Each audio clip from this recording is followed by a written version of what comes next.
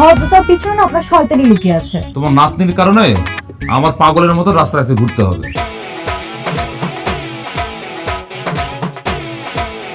তোমার জন্য কিছু করতে পারলাম না, নালা ওরে মায়ের হাড্ডুটি ভেঙে ফেলতাম। আপনি লোকজনকে মারতেছেন কেন?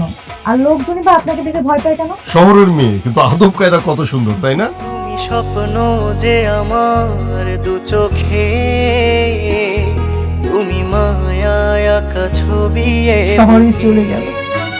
সেদিন থেকে আমি আমার মেয়েটাকে হারিয়ে ফেললাম। আরে এই বাড়িটা খালি তো রাতুলদের না, খালি আমাদের না, এই বাড়িটা তোদেরও। আমরা সবাই মায়ের পড়ে গেছি।